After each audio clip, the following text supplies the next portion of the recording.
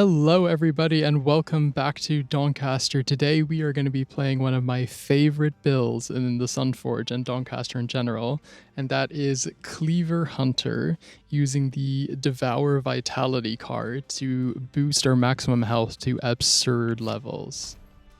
So the way you do this is you have to get your opponent super low and then execute them with the Devour Vitality card. We're going to be running free rerolls on weapons, free rerolls on first card, free rerolls on first talent to make sure that we get what we need. And we're going to be playing with all card packs on because it just doesn't really matter here. We just need that Devour Vitality, whatever else we find is okay. So here we get the Cleavers. We're going to take Dexterity, Strength, and then another Strength, I think is the best loadout. You can go double Dexterity as well, I just don't think that's quite as good. Now the first talent we're looking for is Benevolent. In general, in the Sunforge, you want to start defensively, just so you can survive. Sustain is the most important thing, and Benevolent is probably the best sustain talent in the game, at least at the start. And then, as time goes on, you want to build upon that and add offensive things. So damage dealing talents like Battleborn, or things that give you a free basic attack at the start of the game. So now that we have the most basic setup, we're going to start going through the free first card until we find the card Devour Vitality. So you can see here we're already passing through tons of cards that are otherwise really good. Fetch Weapon's quite nice to have. Siphoning Strike's not bad. Shard of Malice, that's one of my all-time favorite hunter cards. It is just so good.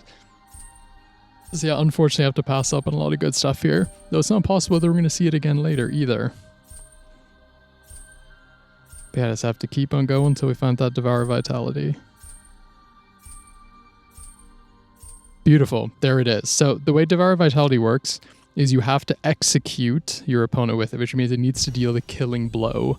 And every time you kill an opponent with it, you get 5% of their maximum health as your maximum health permanently.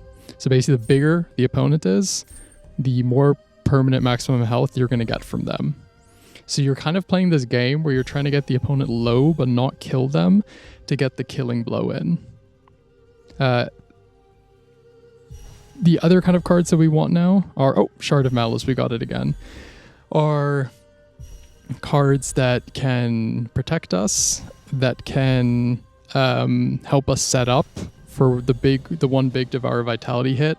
So because we're playing the Frenzy Cleavers, we're looking for stuff that can cause bleeding. Moves like Stagger, amazing talent to combine with Benevolent. That'll heal us for 3 health every single time we spend a red energy. And then maybe some kind of stuff that gives us evasion, maybe even impervious, stuff that helps us draw more cards. So now that we have our initial loadout, the first thing we need to do with this build is make Devour Vitality persistent. So persistent will mean that it will stay in our hand even after we pass. So we don't discard it at the end of turn. And the reason we're doing this is because we need it in hand when we're at that point where we can deal the killing blow to an enemy. Now what's going to happen here is that I'm going to have to end up using Devour Vitality in a few situations where I'm just using it to push damage, because until it's persistent, sometimes it can just be a bit dangerous just to hang on to fight for 2 or 3 more turns just to hope we get Devour Vitality to execute them. But there we go. We instantly got the persistent from Sunforge applied to Devour Vitality, and now going forwards we'll always have a pretty good shot at using it. There will be a few times where I don't manage to use it because I just underestimate how much damage we do. It's very important, worth noting, that the Devour Vitality, the damage doesn't have to be the thing that kills them. Let's say the opponent has bleeding on them, and Devour Vitality doesn't actually have enough damage to kill them, but the bleeding trigger does. That will still count towards Devour Vitality having killed them. So you'll probably see a few examples of that in this run. In the meanwhile, we're getting them low with poison and bleeding.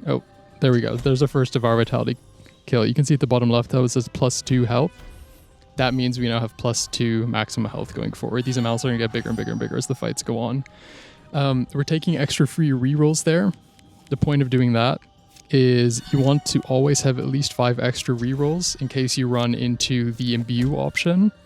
because you get to look at more enchantments, the more rerolls you have left over, up to a maximum of 5, totaling to 6 enchantments you can look at. So we have the moves like Stagger Talent here that apply stagger to us every single time we spend red energy, which is going to do damage to us at the beginning of our turn, which is going to trigger our frenzy for the cleavers, making them strike twice and apply bleeding. This is kind of how we're going to get the opponents low enough to kill them with the Devour Vitality at the end. So here, we probably just need to play... Yeah, if we do that, we'll kill her. So we can't do that. That should give her enough poison. And now you can see this is actually only dealing 8 damage, but it deals another 17 from the bleeding, and therefore it counts as a kill for Devour Vitality. Now we can just start upgrading stuff as we go. So if we can, we're always going to try to play Shard of Malice first, so that going forward, all our green energy applies poison, all our red energy applies bleed. A really, really good card to go along with Shard of Malice is, I think it's called Avatar of Blight. It's like the ultimate poison enchantment, because every time you spend green energy, you'll poison your opponent, and then the Avatar of Blight is every time you poison your opponent, you get green energy. So your green energy is basically free and restores itself going forwards. It's an absolutely insane combo. So here we just need to apply a bit more bleed to Garvin Greaves, because if we play the Cleaver, he'll probably just die. So if we play that, because our red energy applies bleeding, and now we hit him with the Devour Vitality, he'll die. Yeah, so there, the Devour Vitality only did 9 damage, but he took 22 from the bleeding, so it killed him. Imbue, probably Spoils of War, but there's also a good argument for Painful Memories for giving us more anger. But I don't really think we have that many cards that return cards from our discard pile, so Spoils of War is good. Spoils of War just generically gives you tons of items and potions to sustain you through a fight.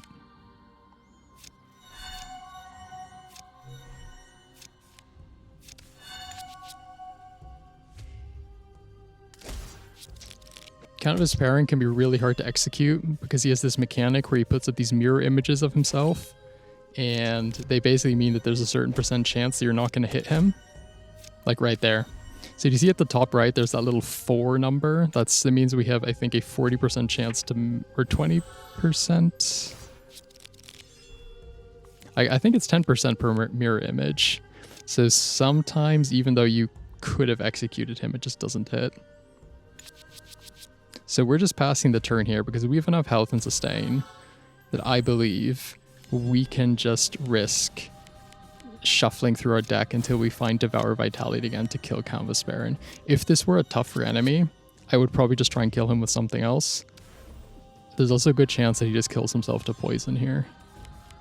So here we could play the Figment and then just try and Devour Vitality him and see what happens. Yeah, okay, we got lucky, it went through. There's a good chance he still dodged that and we would have had to just kill him otherwise, or he would have died to his own poison.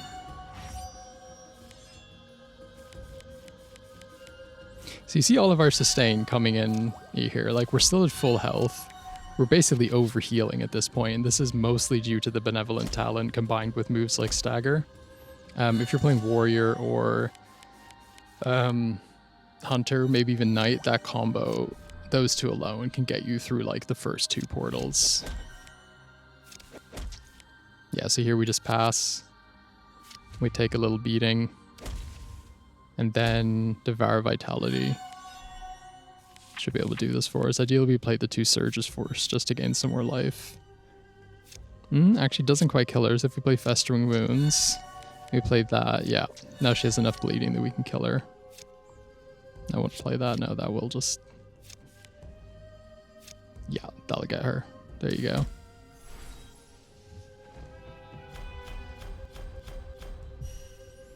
Leave a Mark is a good choice here.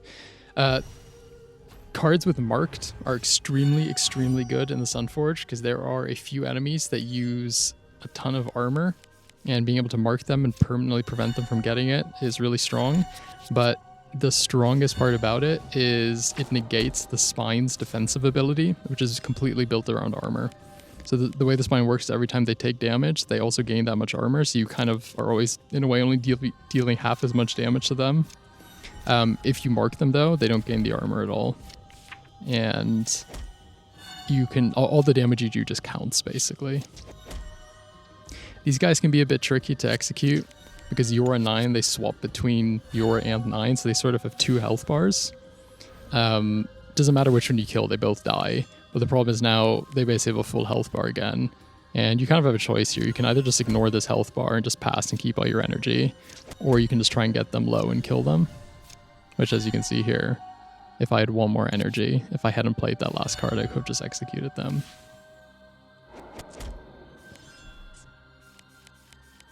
So yeah, ideally just heal up here. Yep, use all the healing things. And then Devour Vitality, easy. So another +4 health. So we're already at like 100 maximum health here. Oh, Lionheart would be pretty strong. Once you have stuff like Benevolent that's healing you for a ton of return, especially overhealing, talents like Lionheart that give you additional defenses based on how much health you've gained are incredibly good. Because even though we're full of health here, we're still essentially preventing more and more damage by getting armor. Executing Serena Hellspark is also super difficult. She takes control of your character with her dominated ability. So the chance that she's gonna be low, you're gonna have Devour Vitality in hand, she's gonna make you play 3 other cards that are not Devour Vitality, and then you'll still have enough energy to play it, and she'll be low enough to die from it. It's pretty low. So this is a fight where it's totally fine to just, kill her normally. You won't be able to execute every enemy. I mean, if you try hard enough, you probably can. But it's definitely not mandatory. Yeah, see here? Damn. Close. So, it could actually be that she makes us play the Devour Vitality here before anything else. Oh my god, she actually does. Okay, wow, +6 health. It's been a few days since I recorded the video for this, so I don't even remember what happens exactly myself. So Portal 1 down, pretty easy. This is the point where we could start gaining maximum life. The thing is that because we are gaining tons of maximum life via Devour Vitality, it can just be more valuable just to get more and more reroll. In case we're looking for something super specific in the talents. But getting even more maximum health is not incorrect either. If you were trying to go for a high score, you'd want to take all the rerolls and just bank them for later. Matriarch Daisy is a super easy kill. We're not really an anger build or some kind of blessing build where she can dispel our blessings. Just get her low. We're healing so much she won't really be able to life drain through our armor. So yeah, so as scary as Matriarch Daisy can be in the normal campaign, I think she's one of the biggest pushovers in Sunforge. Yeah, easy Devour Vitality. Just use all our healing stuff so that we leave the battle at the highest health total possible. And go on to the next thing. Stand Your Ground is pretty good here actually because of Lionheart. We're actually gaining a decent amount of armor. Stand Your Ground, what it just does at the end of your turn, it does damage equal to your opponent, equal to your armor. And because we're inflicting bleeding, it'll trigger the bleeding stacks as well. So this is a bit tricky with Devour Vitality because you can accidentally kill an opponent because you'll forget like, oh damn, I actually have 1 more stack of damage that's going to be applied that's going to trigger the bleeding. And you'll think you will have left them at a low life total, but then you accidentally kill them. That does happen, so you need to pay attention to it a little bit. But when you're just trying to push damage, it is really amazing.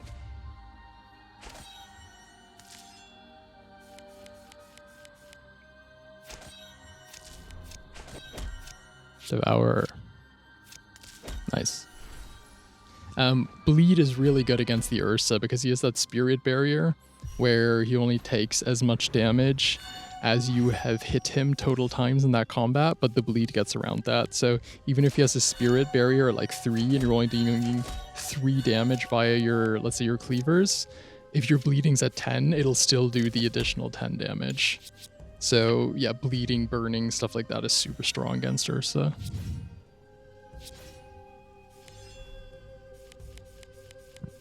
Wandering Slime, the trick with this guy is you're trying to get him to, at the end of every turn, you want to get him to an uneven life total. If he ends with his life total at an even amount, he will double his maximum life, and he does damage based off his maximum health and heals himself.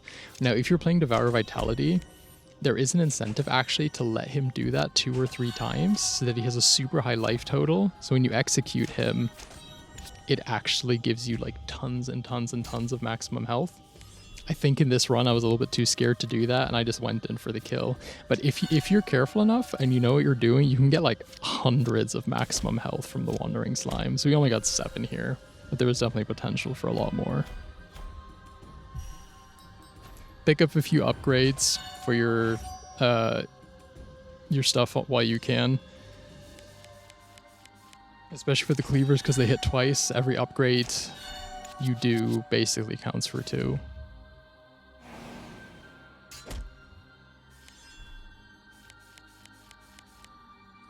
There's a few cards in our starting build here that I don't think are that amazing. Thunder God's Fury I don't think is doing much for us. We don't really have any way of doing critical strikes. That's the kind of card that we're going to want to transmute later.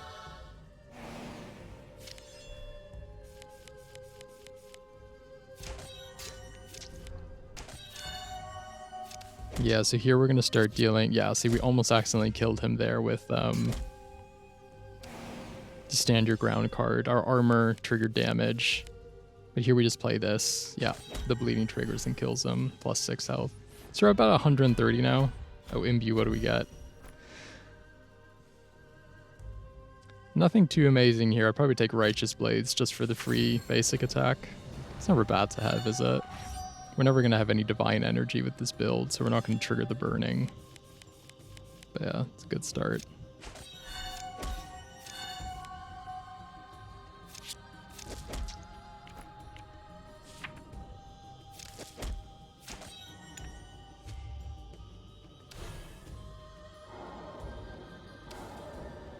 So the way 1 usually works is he'll daze you at the start of your turn equal to the amount of cards you have in hand, and you do not discard your cards anymore. As you can see, whenever I pass, they stay in my hand. And then what he's trying to do is make them cost more and more and more, and then the more they cost, the more damage he does to us, and the more defensives he gets. So to some degree, it's kind of annoying. To some degree, it can actually be kind of helpful. Because you can keep certain combo pieces in your hand that you wouldn't normally be able to. I mean, that being said, we already do have Persist in our Devour Vitality, so it's not helping us too much. But the reason we're not getting stunned is I believe we have the Tough Bones talent, which prevents us from being stunned.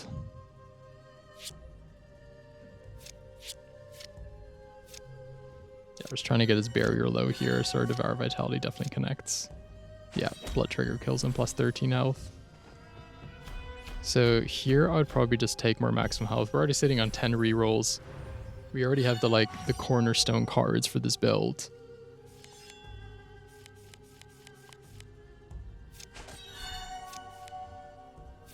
There's nothing super specific we're trying to get here. We'll probably end up using a lot of the rerolls before the 16th and the 24th boss. So those are like the 8th, 16th, 24th boss or the portal end bosses. And before each portal end boss, you have the chance to pick up a level 6 talent, which is the highest level. So this is stuff like Purity, stuff like Battleborn, the orange colored ones. These are the best ones in the game.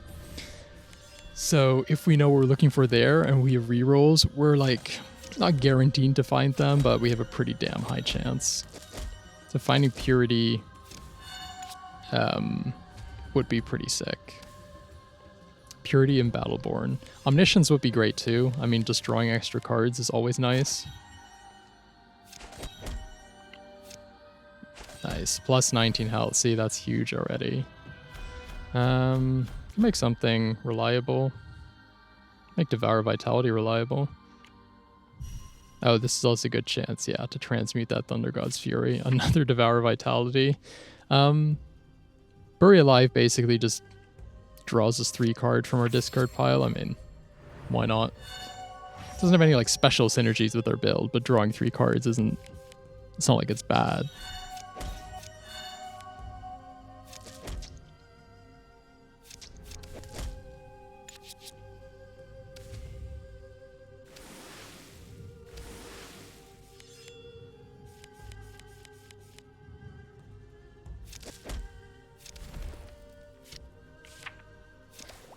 Venus Mantrap is just a bit of a slog of a fight for the most part. It's just a big beefy guy.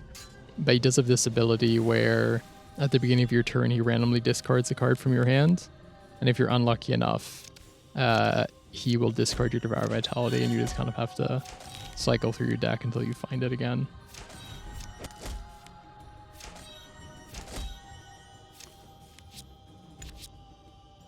But otherwise, he doesn't really do much damage or anything. He dispels Blessings, which can be annoying, because it just makes the fight last longer, but it's not... Oh, there you see, he discarded our Devoured Vitality, just as I said.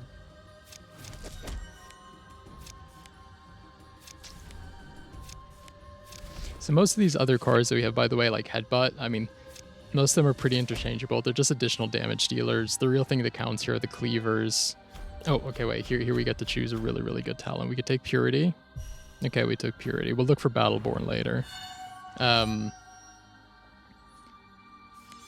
We just kind of took cards that would push some form of damage. The Cleavers are our main source here. There are some other good damage cards besides the Cleavers. But mainly utility stuff should get you there just fine. Like the, I think it's called, is it called Larceny?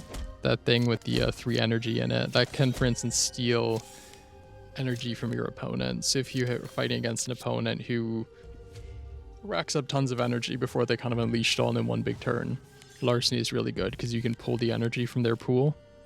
Headbutt is just like generically a pretty fine card. Does a decent amount of damage, especially because it does damage based on your maximum health, and we're going to be gaining more and more and more. But it also interrupts the opponent, so it'll knock their deadly attacks out of their hand. It's like a solid A tier card, I'd say. Only downside is it costs double red, and we're not... So we're a hybrid build. You can sometimes find yourself slightly limited on a red. If we were able to find an enchantment, the one that gives us red damage whenever we deliver a crushing blow, that would be a bit smoother to use. But yeah, right now we're just really trying to get him low enough that we can use the Devour Vitality on him. Okay, ooh, scary. Very nice. Plus 16.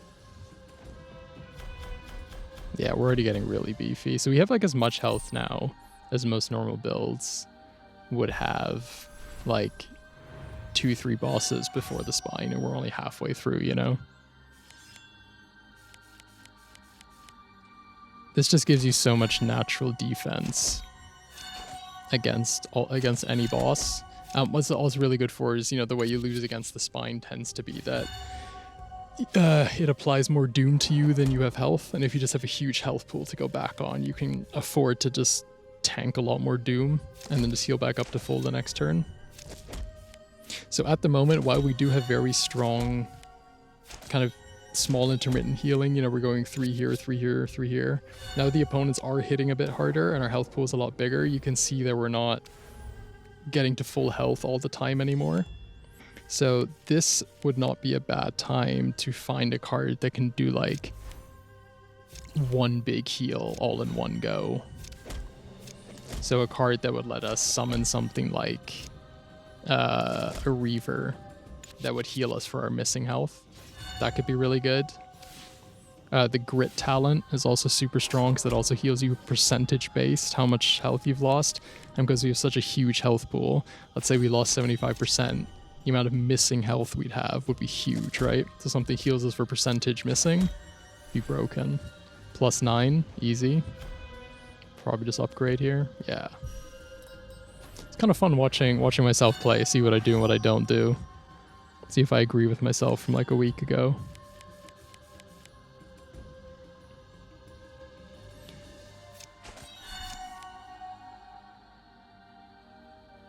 So the Serena Hellspark fight becomes a lot better once you have Purity. If you don't already know what Purity does, it just cleanses 1 affliction on you at the beginning of your turn. And both last turn and this turn, it's randomly cleansed the Dominate affliction. So that basically means she is incapable of choosing what we're supposed to play, which is going to be really good if we're trying to execute her with Devour Vitality. I mean, that being said, last time she kind of executed herself with it, so let's see what it cleanses this time. Okay, This time it cleansed their stagger, so she gets to dominate us. So she is picking what we do here. But she's kind of picking what I would have done anyhow, so... You know, Serena, check your PayPal. Thank you very much.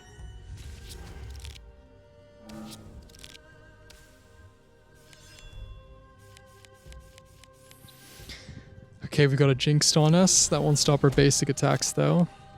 Can we just Devour Vitality her here? If we recycle, we get a Cleaver. Well, that... Ooh.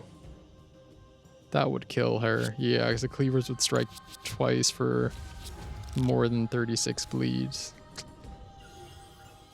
Ah, damn. Now she's dominated us again, so... We could probably hit her once here, actually, right? Yeah, and then just pass.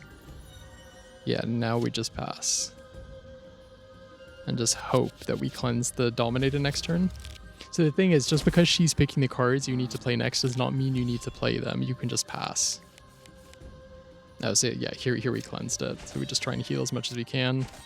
Plus 15 health. Easy. Now, take more maximum health. We have 12 rerolls now. We're swimming in rerolls.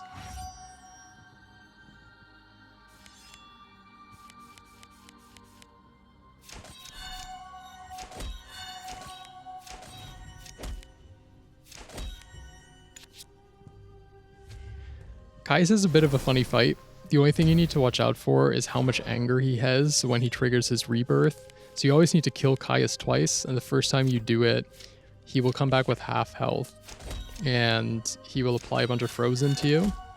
So you either need to be able to cleanse the frozen then and there, and just continue wailing on him so he's all the way dead, or else you need to kind of be prepared to take a ton of damage, because he deals damage based off his percentage missing health, and because he gets revived with only half health and probably a bunch of anger. Like right here, you can see we have like 115 frozen, and he's got 6 anger. If he plays one of his stronger missing health attacks, we could just lose a ton of health here. Actually wasn't so bad, only about 50. But you know what, like, who cares at this point, right? Because we've got so much maximum health. Okay, miscalculated there. So accidentally killed him. Did not get the maximum health bonus. That was a bit sloppy.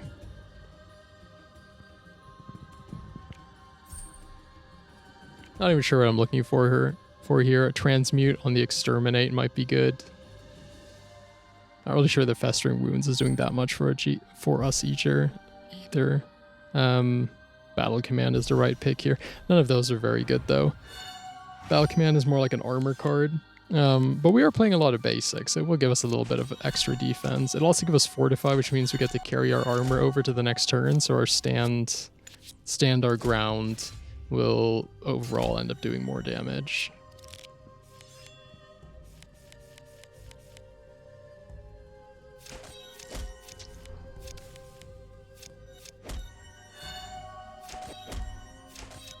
So I'm just playing the bandages there so I can get the leave a mark to trigger its flanking condition. I don't really want to heal off them. I would rather have just kept them for later, but I just played them to get leave a mark in the flanking position. Or sorry, not leave a mark, exterminate. It's the one that I'd played there. The leave a mark also has a flanking condition.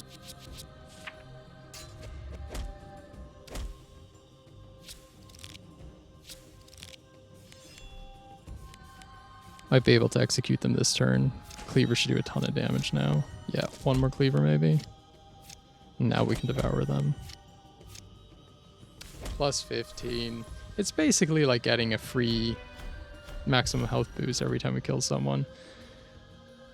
Okay, there's that one, Savagery. So whenever we deal a crushing strike, which means 10 or more damage in a single strike, we get a red energy. Now, unlike the way Devour Vitality counts bleeding damage towards its damage when you get the execute, if an opponent has like 20 bleeding and you hit them for 2 damage with the Cleaver and it deals 2 damage plus 20 with the bleeding, I do not think that counts towards the crushing strike. It needs to come from like the source itself. The Cleaver would actually need to deal 10 damage. Yeah, you can see it's not giving us any red energy there because the cleavers are only dealing 8 damage apiece despite the bleeding dealing other 15, 17, whatever.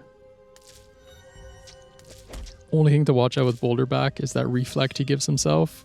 If you're using a build that does individual massive hits, you can accidentally one-shot yourself here.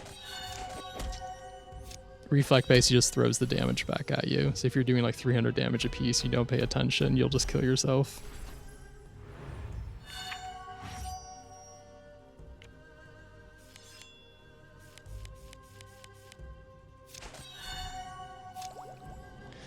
Now, of course, pretty unproblematic. He can get a bit annoying because he has this one ability where if you have 5 or more afflictions when he hits you, he adds a permanent corruption card to your deck, which means you're going to be carrying that around to your next fight. So you kind of want to kill him before that happens. That being said, getting 1 corruption card in your deck is not that big a deal. And also, you can transmute it into Sanguine Scrying, which works really, really, really well with a Frenzy build. Sanguine Scrying is just a card where you pay life to draw cards. So it triggers your Frenzy, draws you cards. You have so much sustain. The small amount of life you pay on it is like basically irrelevant.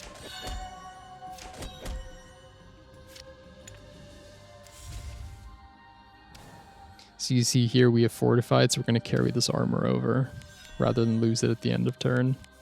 But here we should be able to get Melkor low enough to kill him. Yeah, that should do it. Nice.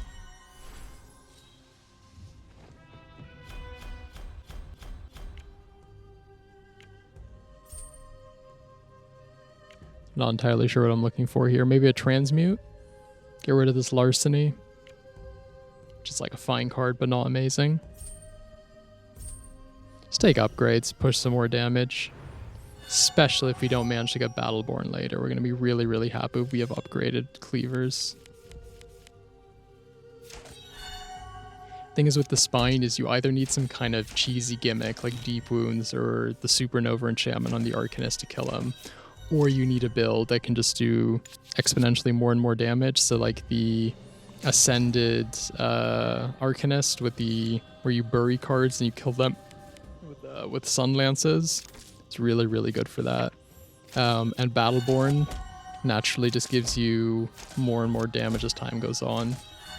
If I haven't mentioned what Battleborn does here, is every time you deal damage, you get 1 anger.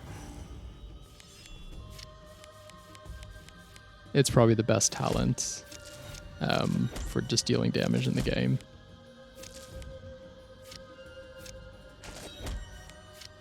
That being said, I am super heavily biased towards Hunter and Warrior. I just love melee classes. So here we're re-rolling because we know this is the... Yeah, so we knew we could fight Battleborn here. So this is the 24th boss, Dante. So you know you're going to see all of the level 6 talents. So because we have so many rerolls stored, we're free to use them all there. And I could just keep on re-rolling until I find Battleborn. Hemophage would have also been good, would have been more sustain. But I think at this point we just need to be able to press more damage. I think we have enough sustain to survive Dante. I mean, it's not even about the sustain. It's the fact we have Purity, which should get rid of the burning. And we have so much maximum health, right?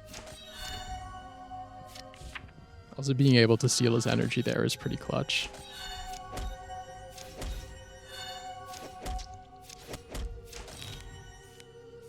The dangerous thing with Dante is the lower he gets, the more damage he does.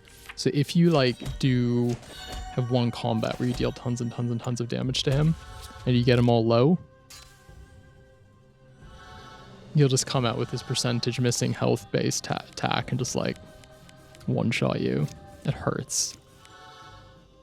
I just feel so bad too because you're so close to killing him and then he just turns it around.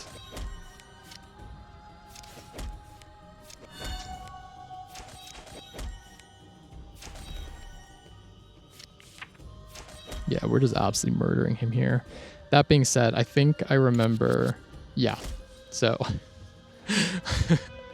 I just kind of forgot that we had the standard ground talent and it killed him there. This is what I was talking about half an hour ago, right? That if you forget that you have that, you will accidentally kill opponents. I was going to take the risk there and pass to find Devour Vitality. So we probably missed out on like 30 or 40 maximum health there. Not the end of the world, we already have so much, but definitely could have gone better. So the opponents in between Dante and the Spine are usually kind of pushovers. I think that Dante is by far the hardest boss you're going to fight in the Sunforge. If you can beat Dante, you can also beat every opponent between him and the Spine, in my opinion. Like, I don't really see what they can give you here that's more difficult than Dante. To some degree, I'd even argue he's almost harder than the Spine.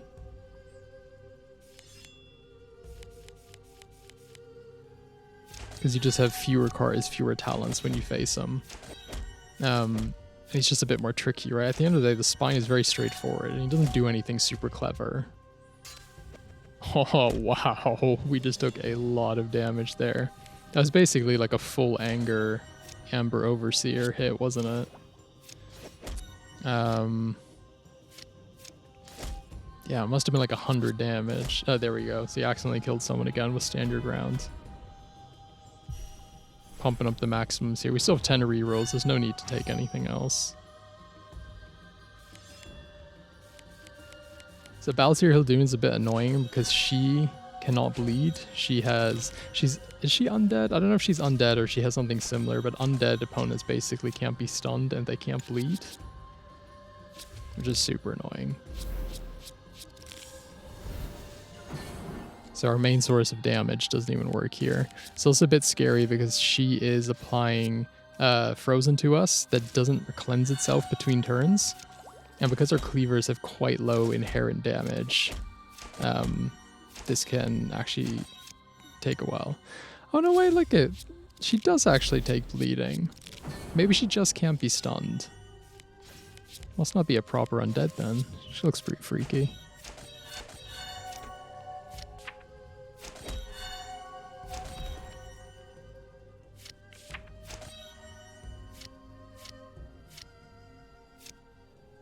Easy.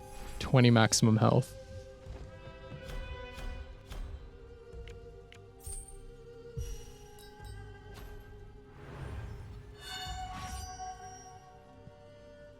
Matron is also someone you want to kill as quickly as you can.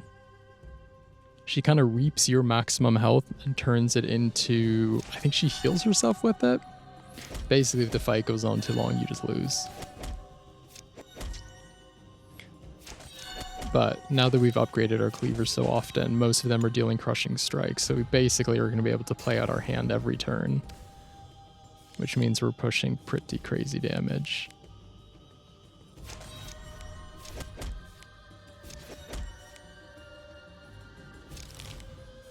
Yeah, we can probably get her low enough for a Vitality kill here.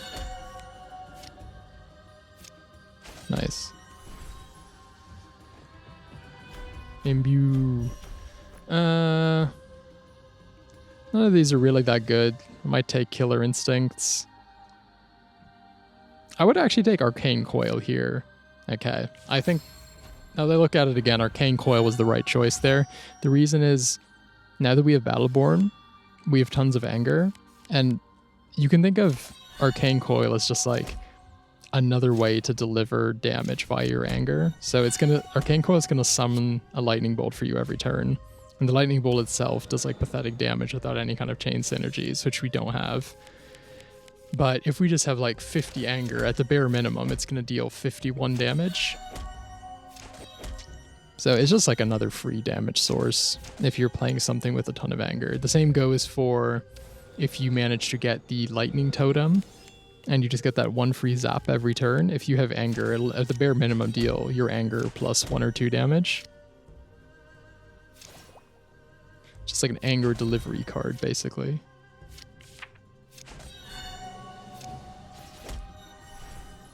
So we're already at over 400 maximum health here.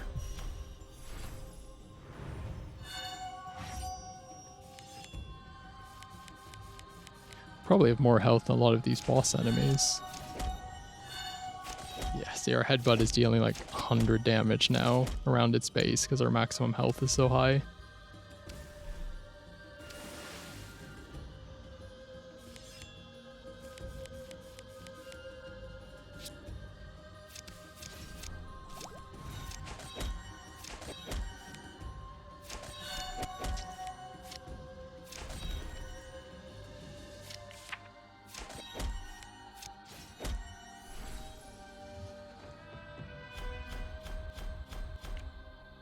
Just add a card, see what we can find.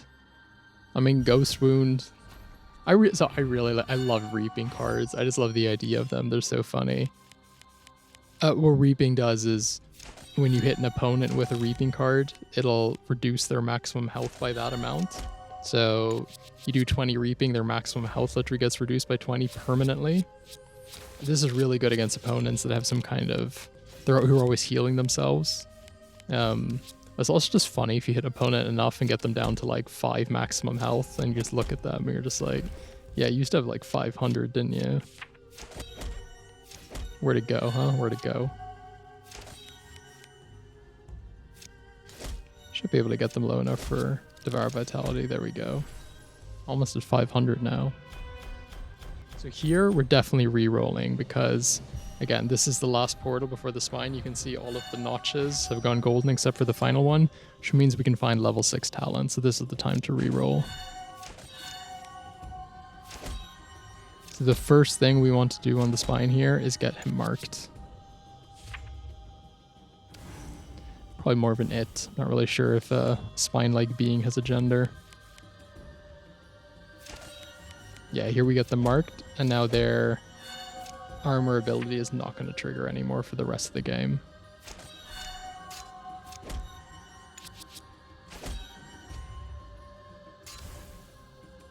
So the Purify is going to hopefully keep the Doom and the Jinxed off of us, which is the worst thing that can happen to us. If you drag on the fight with the spine too long, the Jinx stacks that will get applied to you become ridiculous. Like you'll get 5, 7, 10 stacks, which you just can't get out from under.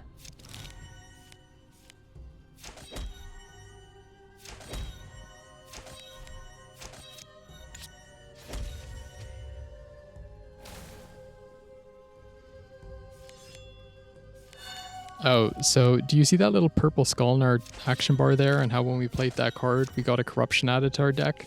Every time you cycle through your deck, the spine basically turns your next card into a corruption. If you can, always play a conjured card, because the conjured card will get removed, which doesn't matter, it's already a conjured card, it wasn't going to get added back in anyhow. And you'll still get the corruption, but at least you're not permanently losing a card from your deck.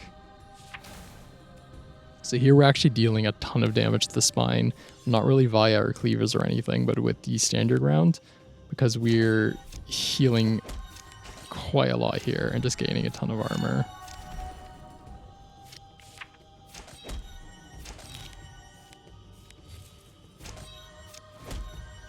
Yeah, our armor gain is out of control.